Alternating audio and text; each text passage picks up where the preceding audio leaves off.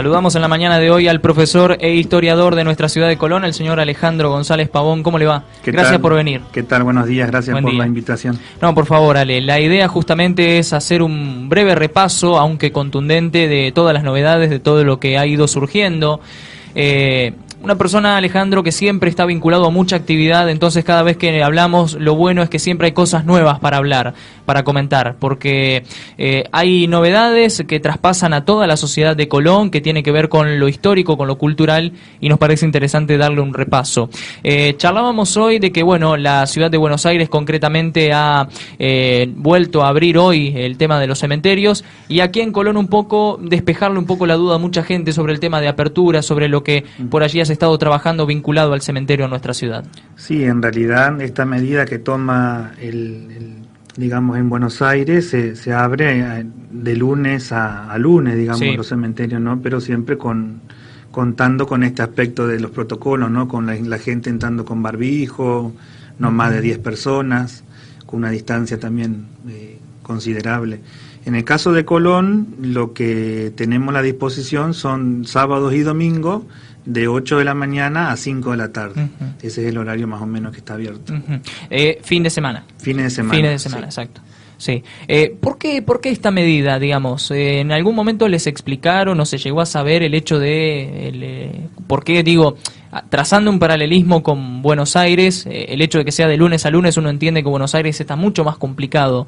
En el caso de Colón, ¿porque ha sido una medida protocolar simplemente? Sí, es protocolar y se dijo en primera instancia que iba a ser algo progresivo. Claro. Se empezaba así, ¿no? Y después, bueno, considerando que se venía el Día de la Madre, después el Día del Padre, bueno, y bueno, se fue abriendo de a poco. Datos y proyección entonces a futuro es que se vuelva esto una apertura progresiva. No hay fechas todavía. No hay fecha todavía, pero siempre obviamente vamos a saber que hay que respetar, ¿no? Sí. El tema de la cantidad de personas y el distanciamiento. ¿Cómo ha sido ese tema del tráfico de gente en el cementerio en estos tiempos, fines de semana sobre todo? Bastante controlado. Al principio, bueno, se necesitó de un personal específico como para poder marcar, ¿no? Y vigilar un poco, claro, esto, claro, generar la cultura, ¿no? Sí. El hábito. Y bueno, ahora ya la gente, digamos, tiene pase libre, digamos, pero es a conciencia, ¿no? Claro, claro. Estamos charlando con el profesor Alejandro Pavón también a través de las redes sociales. Te metes en el Instagram de Radio 12 Colón. Allí estamos charlando junto al profesor. Vinculado también, por supuesto, a todo esto que está pasando y a todo esto que está sucediendo, decíamos hoy, y vinculado también al tema del museo. Hace un rato charlábamos con Gloria Campodónico, la directora de Modernización del Estado de Colón, y nos comentaba un poco de esa digitalización que se está dando, al cual el museo también no es ajena a esa realidad, sino que también está atravesando ese proceso. Sí, la gente del museo, los empleados, digamos, están trabajando puertas adentro, capacitándose en todo lo que tiene que ver con el tema de protocolo, ¿no? Que no hay nada definido todavía. Y bueno, hemos comenzado una tarea de reordenamiento del material que no esperábamos, digamos, que nos lleve tanto tiempo porque había un montón de cosas sin catalogar. Así que bueno, comenzamos a hacer ese trabajo.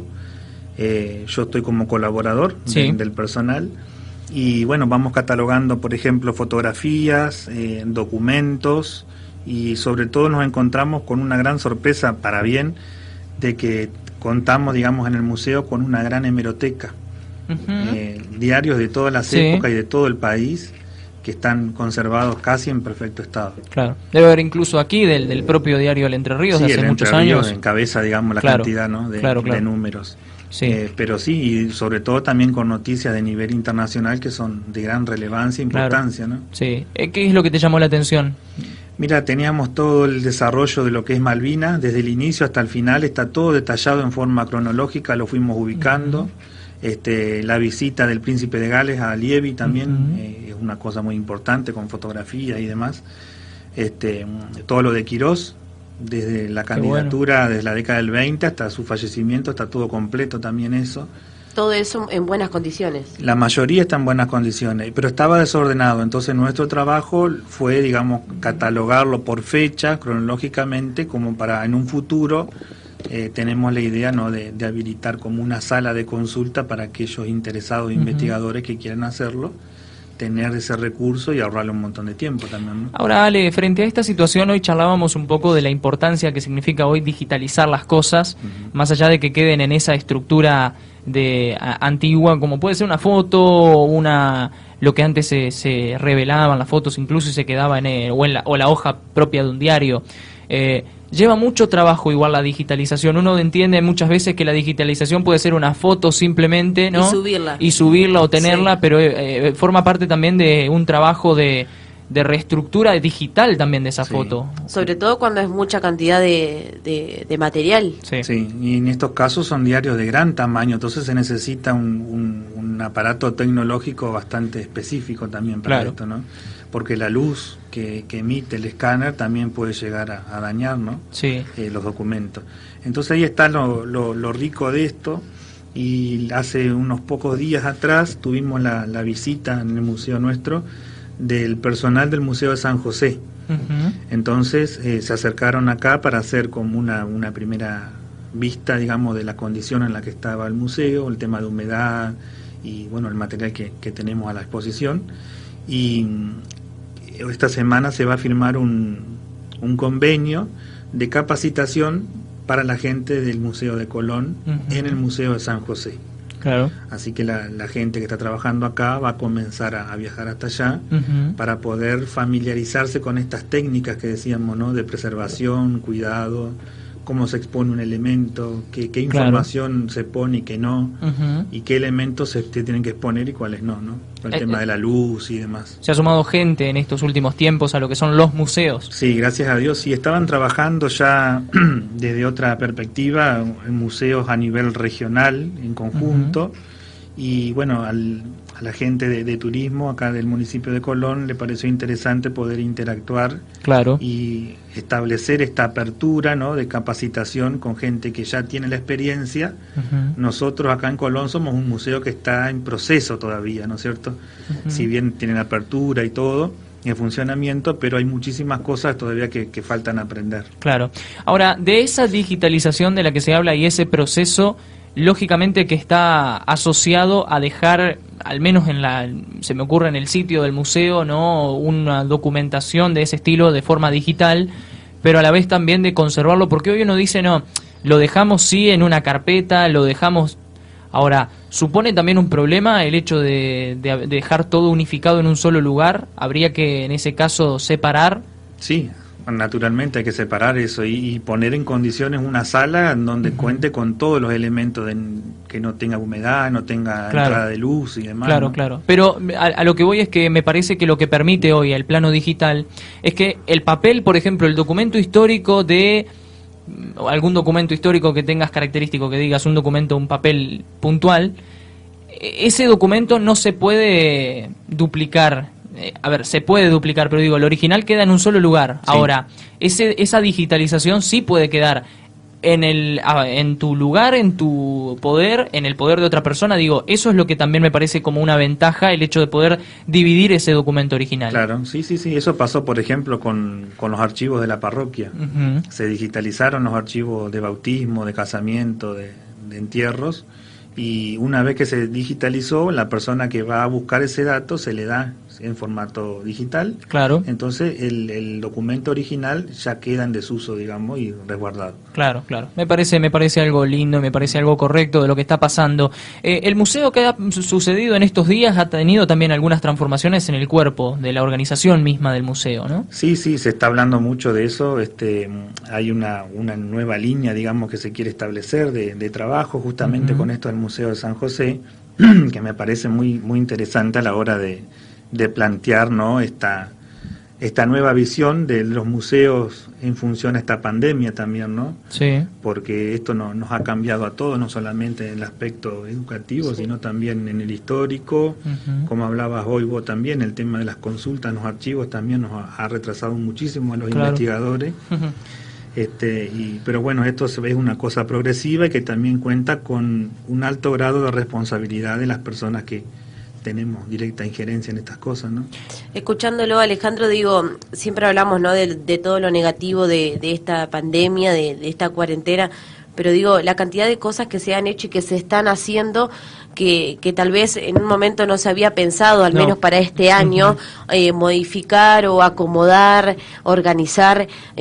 Creo que ese es el lado positivo también de toda esta pandemia, ¿no? Sí, y sobre todo yo digo el trabajo colaborativo de la gente. También. En cada uno de estos aspectos, ya sea el cementerio, por lo menos en los que estoy involucrado yo, ¿no?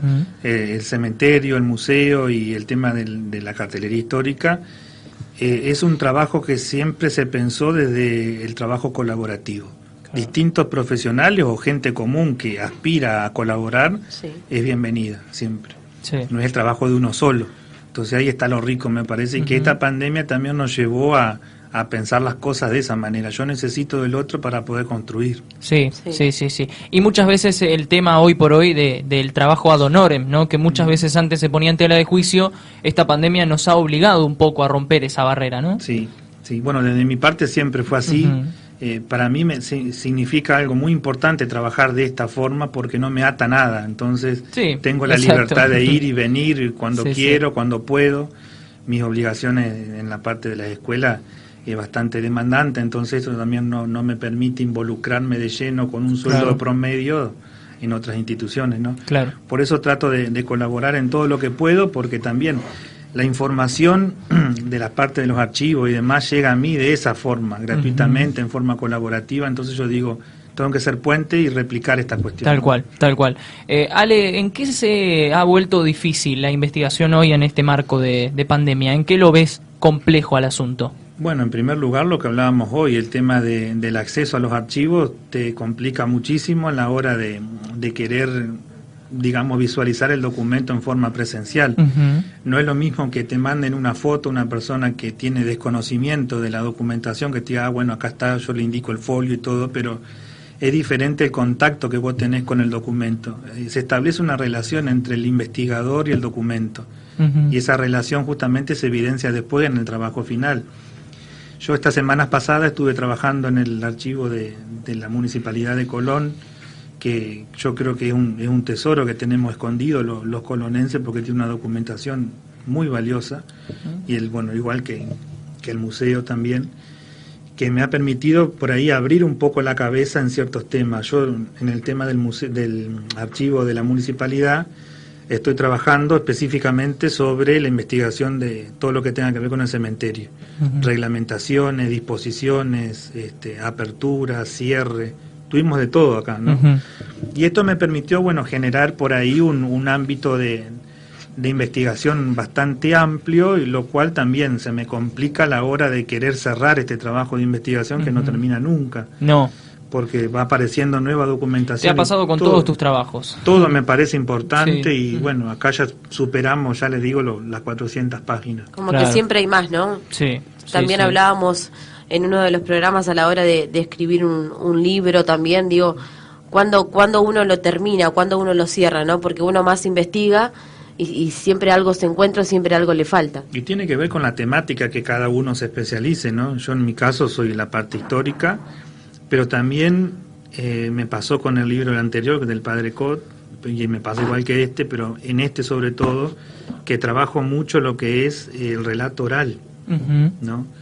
Hay ciertos temas, ciertas costumbres funerarias que no estaban documentadas, entonces me tengo que basar en el relato oral. Claro.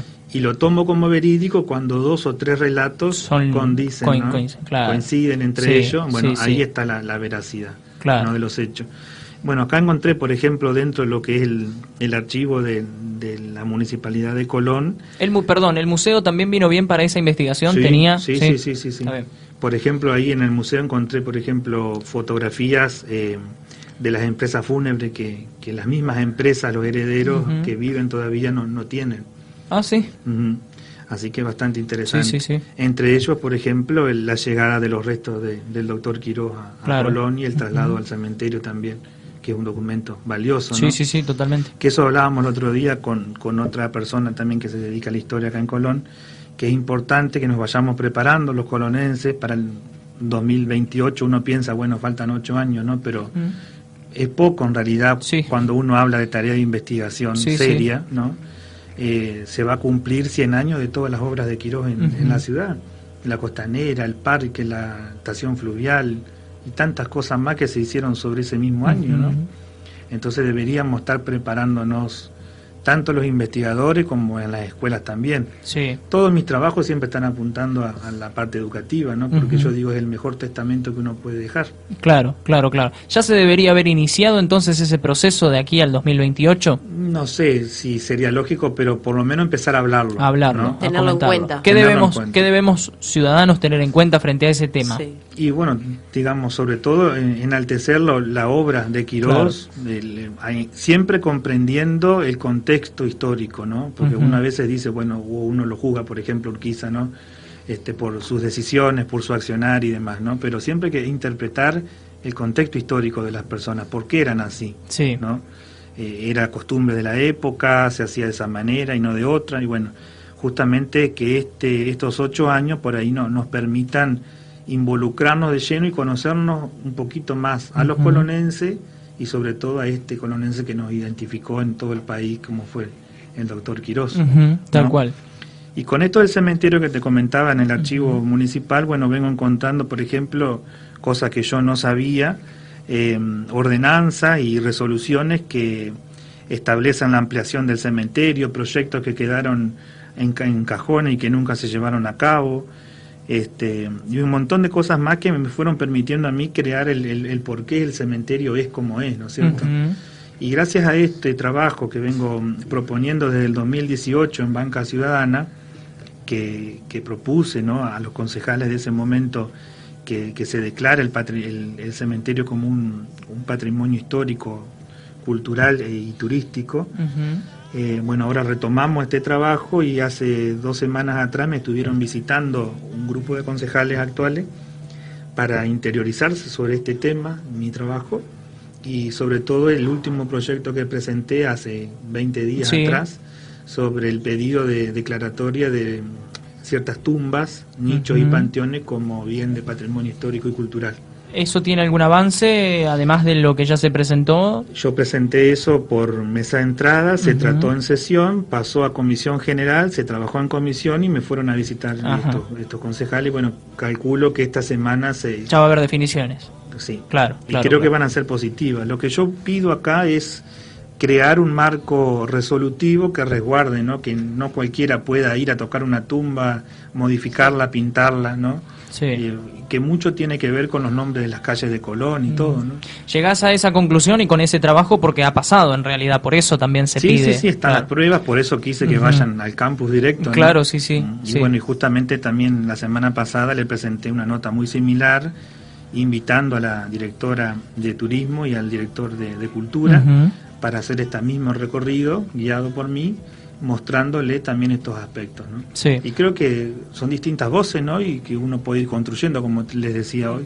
Alejandro, me quedo con esa parte que dijiste donde encontrabas distintos proyectos que nunca se dieron, que nunca se hicieron. Me imagino, o sea, vos preguntándote por qué no se hicieron, llegar a esas respuestas, a veces es un poco imposible, ¿no? Sí, es complicado a veces cuando solamente queda en un papel y después no tenés relación con otros documentos, ¿no? Y no sabés para dónde ir. Exacto. Pero bueno, está el puntapié, digo, de que por lo menos se intentó y en muchos casos, bueno, por ejemplo, el tema de la instalación del agua corriente fue uno de los temas que quedó inconcluso y estamos hablando entre 1914 y 1917. Claro. ¿No? Sí. Ya más de 100 años estamos hablando. Hay luz eléctrica. Primera Guerra Mundial, un contexto global bastante movido. Frente a lo que supone también cartelería histórica, se ha estado trabajando mucho, ¿no? En ese sentido. Sí, también en relación con la Dirección de Turismo de la localidad hemos estado trabajando también en forma colaborativa con distintas personas. Y también hemos recibido el aporte de distintos profesionales, entre ellos el arquitecto Iribarren también, que participó de una reunión también con nosotros, dando su punto de vista, lo cual nos pareció también muy interesante, porque también nos encamina, ¿no? Porque el tener esta visión profesional del tema y la experiencia con otras ciudades, también hay cosas que son viables, hay cosas que no, entonces bueno, esto también nos enriquece. Y bueno, se está trabajando sobre esta puesta en valor de la cartelería. En primera instancia se va a renovar la cartelería que ya existe en Colón, que son entre 19 y 20 carteles. En algunos casos, bueno, se va a modificar el color que tienen, la cantidad de fotografías y en algunos casos ampliar o recortar la información también. Se me viene ahora rápido la que está ubicada, por ejemplo, en Plaza Washington frente al municipio. Sí. Esa es una. Esa es una, sí. Claro. Esa forma dentro de las 19 o 20 carteles que ya están. Sí, sí. Claro, claro. Después tenemos la propuesta, ¿no?, de ampliar, duplicar la cantidad de carteles con otros espacios que no tienen ninguna referencia y bueno, ya se presentó el programa general, la información que iría, las fotografías y bueno, todo lo que tenga que ver con... Y los sitios incluso en donde se colocarían. Exacto, eso ya está todo diagramado, incluso está localizado en la cartografía que armamos también. Claro. Este trabajo lo vengo haciendo en forma colaborativa con Silvia Zampayo, que es una señora que trabaja en turismo y que bueno, que fue una de las que me convocó para trabajar con este gran equipo que yo me siento muy cómodo porque valoran la investigación, ¿no? Le gustan y están todo el tiempo consultando, es así, bueno. no es así. Bueno, ahí está la riqueza, ¿no? No, además trabajar en algo que sabes de por sí de que quedará en Colón marcado para siempre y que servirá sin dudas para futuras generaciones. Y hablábamos justamente de eso, ¿no? De las futuras generaciones hoy, del tema educativo, que se viene trabajando de una forma muy distinta. Yo creo que en tu caso, en el rol de docente, ha sido la primera vez que hay que volcarse definitivamente a algo nuevo. ¿Te resultó desconocido eso nuevo? Desconocido, intrigante, es un desafío que ¿Difícil? Al principio me negué, sí, porque es romper una barrera, ¿no? Imagino, de intimidad, en cierta forma, porque también uno tiene que establecer una apertura dentro del interior de nuestras casas, ¿no? Para poder establecer una conexión con el otro. Bueno, justamente hoy arranco mi primer clase de Zoom, organizada por mí, así que estoy un poco nervioso con eso, pero encima son con niños de primer año, entonces es como que también hay que andar explicándole el tema de los protocolos, ¿no? De hablo yo, si quieres hablar levantas la mano, ¿viste? Sí. Son todas cuestiones que gracias también al trabajo colaborativo entre los directivos y los profesores también que nos vienen inculcando, dale, animate, tenés que hacerlo porque es importante que el chico te vea también a través de... Además no solo pensar en lo que hace uno, ¿no? Sino que también estar pendiente en lo que hace el alumno y qué es lo que no tiene que hacer y decirle esto sí, esto no, también es complejo eso. Y en esos minutos reducidos que te permite 40 minutos tenés que saludar y explicar el tema y bueno, las dudas, porque las dudas han sido muchísimas en este contexto. Bueno, en mi caso yo me manejo mucho con Classroom, que es otra de las plataformas, ¿no? En donde le voy cargando el material teórico, le explico todo en forma escrita, pero obviamente que se perdió esa conexión. Que te visualicen no es lo mismo, ¿no? Y en el profesorado también. Además que uno también como alumno, ¿no? Al tener una duda, no es lo mismo estar en la clase, levantar la mano y que el mismo docente te diga, el mismo docente te dice, si no entendiste te lo vuelvo a explicar. Y eso tal vez es muy difícil escribirlo, digo. Totalmente. Uno le manda un mensaje al docente que no entiende y tal vez se lo vuelve a explicar y no entiende y uno dice, no le puedo mandar de nuevo al docente que no entiendo. Y realmente que es uno de los motivos por el cual muchos estudiantes, al menos a nivel universitario, se echan para atrás. Ale, ¿cuántos están así en esa misma situación del rol docente? ¿Es más de la mitad por lo menos, a grosso modo, que se encontraron en esa circunstancia de lo desconocido? Yo diría que más de la mitad. Más de la mitad. Veníamos capacitándonos hace 5 o 6 años a nivel del Consejo de Educación con todas estas nuevas técnicas, pero decíamos, bueno, esto va a pasar dentro de 10 años. Cuando llegue, pensando en la aparición de los aparatos tecnológicos en las escuelas, cosa que no existe. Claro. ¿no? Pero con el tema conectividad, ¿cómo lo llevas? Con internet puntualmente. Un 80% está conectado. Un 80%. En mi caso, desde el rol de preceptor, por ejemplo, en la mañana, el control que es un poco más estricto con los chicos, que soy el nexo entre ellos y los profesores, también, sí, un 80-90%. Pero existen las realidades, obviamente, en donde tenés un hogar con 4 alumnos, con un solo celular, y ese celular lo ocupan los padres para trabajar durante el día, entonces las actividades las resuelven a la noche. Entonces ahí está también el y se corre el tiempo de entrega y de adecuación también de nosotros, ¿no? La hora de recepción, porque es el único momento que tiene el chico de poder consultarte a la noche, ¿no? Por más que vos tengas hora a la mañana, ¿no? Sí. Entonces, en el caso de las plataformas para poder dar clases, el caso del Zoom o del Google Meet o de alguna de estas, ¿Habías escuchado en algún otro momento o con la pandemia es como que todos arrancaron conociendo? Yo creo que fue así. Con la pandemia se nos presentó esta claro. posibilidad y la realidad también. Y en esos cursos que mencionás jamás se brindó la oportunidad de las teleconferencias o las clases virtuales. Sí, clases virtuales sí, pero no estos programas, digamos, puntuales así. Claro. Y uno, ya te digo, lo tomaba, bueno, un nombre raro, lo anotabas, listo, y quedaba ahí. Sí. Y bueno, después tuvo que buscar el cuaderno donde lo había anotado. Exactamente. Sí. No, y después, bueno, gracias a las otras plataformas como YouTube que te permiten, ¿no?, a través de distintos tutoriales, explicártelo del tema de cómo se usa, ¿no? Pero no es lo mismo que lo presencial. No, jamás. No. Bueno, hablando con todo esto de lo digital, estamos trabajando con un chico también joven de San José, que es el que trabaja conmigo a la hora de elaborar material, ¿no es cierto?, digital. Estamos con la idea de armar, con relación directa al cementerio, un material audiovisual que ya elaboramos en enero de este año. Lo cargué también a la plataforma de YouTube para que puedan ver la gente un poco de lo que es, en resumen, la historia del cementerio de Colón, pero ahora vamos a empezar a armar por capítulos. Ah, qué bueno. Entonces, de esa forma vamos a ir interiorizando a las distintas escuelas de todos los niveles, desde primario hasta nivel superior, porque lo que busco es, con el libro, presentar al Consejo de Educación un proyecto integral que tome al cementerio como un nuevo contenido de enseñanza. No de la parte oscura, no de los mitos, los fantasmas, ¿no? Sino en forma transversal, como es la educación ambiental, por ejemplo.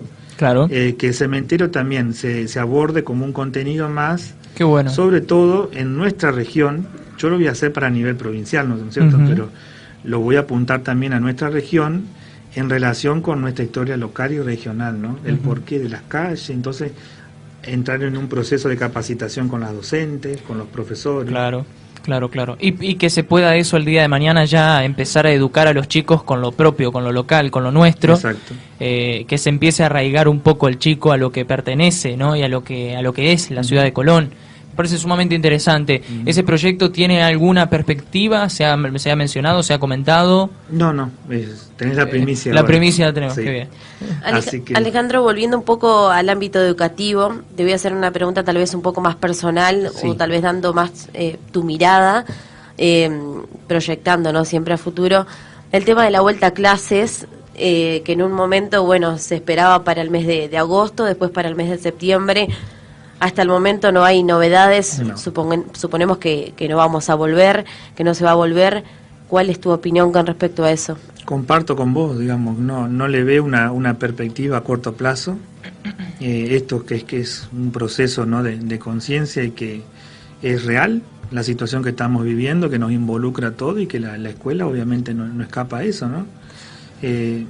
No sé, yo creo que de volver, podríamos estar volviendo a fines de octubre, noviembre, como para hacer una revisión general, un cierre, pero no lo veo muy factible. Hablábamos con Liel en una de las mañanas que pensábamos que tal vez se termine este año de manera virtual, es decir, como se trabajó todo el año, terminar de la misma manera. Sí, yo pienso en los chicos de sexto grado y los de sexto año o séptimo en el caso de las escuelas técnicas, ¿no? Sí. Qué difícil, ¿no? Y sobre todo en los que están en primer año de la facultad y los que están en el último haciendo la residencia en el caso de los docentes. Tal cual. Qué desafío, ¿no? No sé si a nivel nacional o global ya tiene un nombre esta nueva generación, digamos, ¿no?, de este año de los estudiantes, pero creo que es complicado. Sí, así definida por una universidad, creo, sin temor a equivocarme, en Canadá, que es la generación desconectada. Así llamada por este tema de que, claro, es cierto, hubo muchos grupos de chicos que quedaron. Me pasó hace un tiempo de charlar con el propio delegado del primer año de una tecnicatura que recién comenzaban, y dice, realmente que hemos bajado de un número significativo en una semana de gente que ya vio que si esto va a ser así durante el año no nos sirve.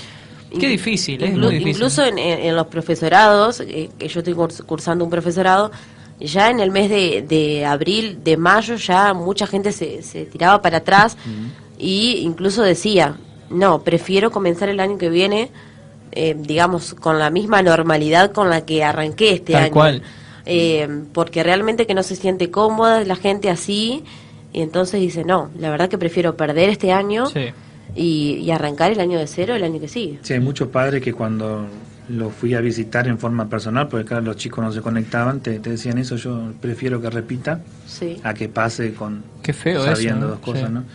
Bueno, no, qué feo, es real, en definitiva. Sí, son situaciones, ¿no?, que hay que comprender, ¿no? Pero uno trata, obviamente, de aplicar la ley y demás, ¿no? De que los chicos tienen que estar conectados, que tienen el derecho a la educación, que uno, si no puede por un medio, está el otro, ¿viste? Pero tratar de alguna manera siempre estar conectado. Sí, pero se termina con la misma conclusión, digamos, es como que no le encuentran el sentido a esta educación virtual así. Totalmente.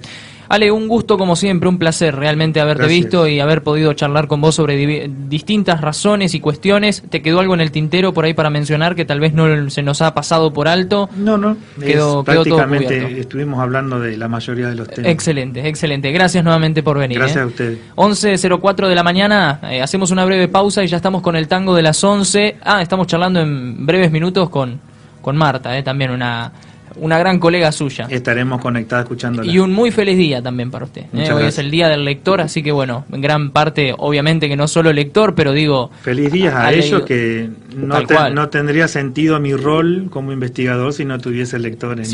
Exactamente, tal cual.